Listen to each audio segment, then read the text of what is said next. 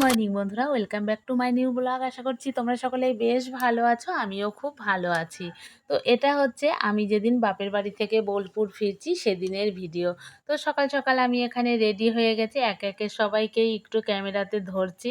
আর এই যে আমার ভাইপো, ওর তো একটা অপারেশন হয়েছে, তোমাদের সঙ্গে তো আগের ভিডিওতে আমি শেয়ার করেছিলাম। বেচারা জামা কাপড় কিছুই পরতে পারছে না, এরকমই থাকতে হচ্ছে।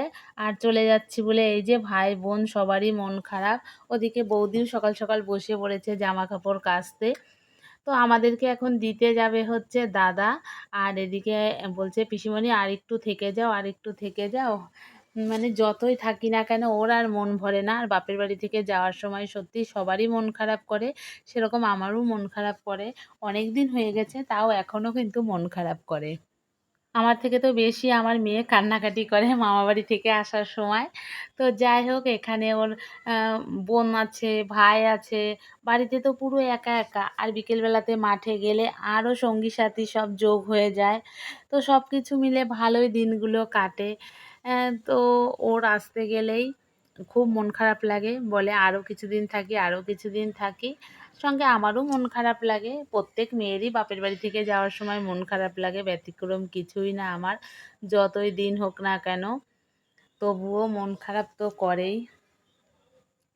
আর এদিকে দেখো, যেতে যেতে মনে হচ্ছে সবুজ ঘাসগুলো মন ভরে একটু দেখে যায়।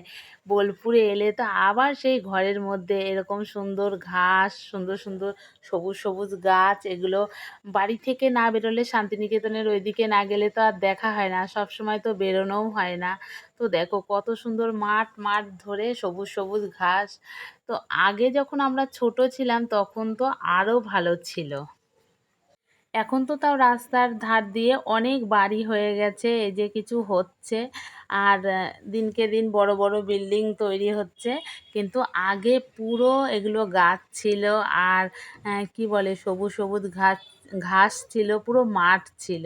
তো দেখো এখন তো অনেক কিছুই নতুন করে হচ্ছে, দিন যাবে আরও হবে।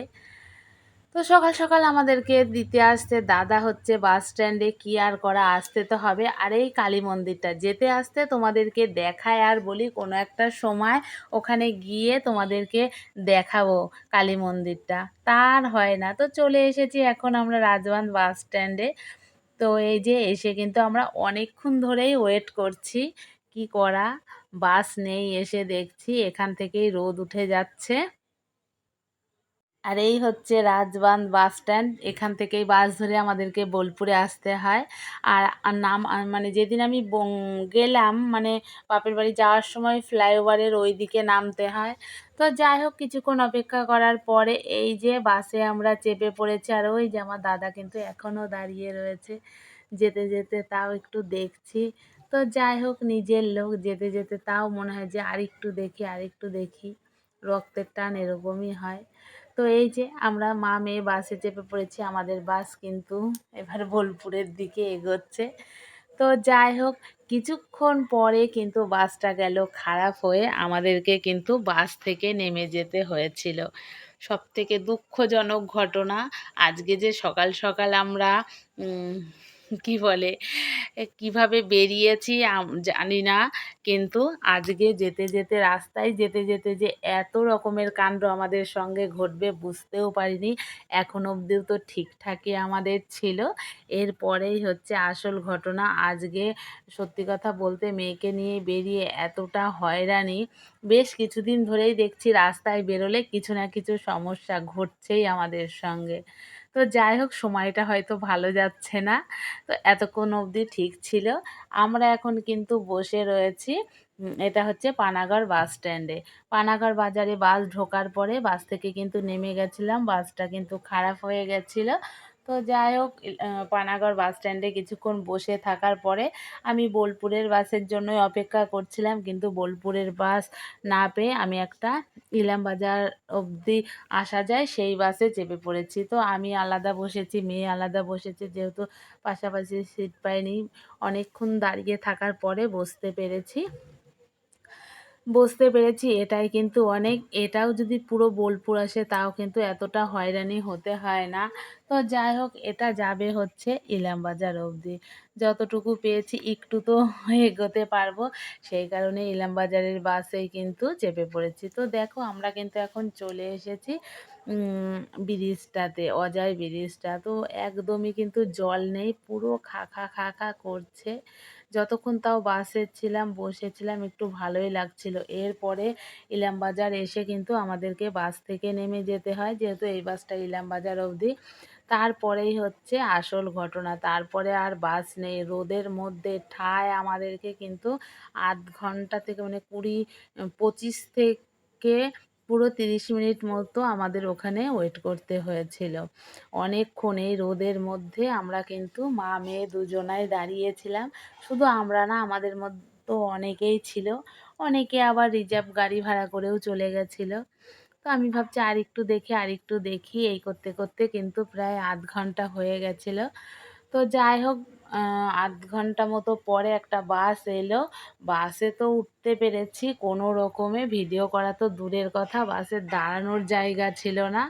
যেহেতু দুটো বাসের লোক একটা বাসে ছিল, বাস খারাপ হয়ে গেছিলো ওই দিক থেকেই। তো এতটা কষ্ট হয়েছে কি বলবো, কখন যে কি বিপদ ঘটে কে জানে। আর রাস্তায় বেরিয়ে এতটা হয়রানি হতে হবে ভাবতেও পারিনি। তো যাই হোক আমরা এখন চলে এসেছি বাড়িতে। বাড়ি এসে দেখছি আমার বরমশাই কিন্তু এদিকে রান্না বসিয়েছে। আমাকে বলেছে বাড়ি আসবে সকাল সকাল এসে রান্না করবে। তো আমার যেহেতু অনেকটাই দেরি হয়ে গেছে, ও কিন্তু এখানে রান্না বসিয়ে দিয়েছে। আর এই দেখো এখন কিন্তু বেজে গেছে 11টা ৫। তো বন্ধুরা দেখতেই পেলে এখন বেজে গেছে 11টা ৫। আমি কিন্তু এই 5 মিনিট মতো আগে এসেছি। তো দেখতেই পাচ্ছ চোখ মুখের কি অবস্থায়, রোদে গরমে দাঁড়িয়েছিলাম।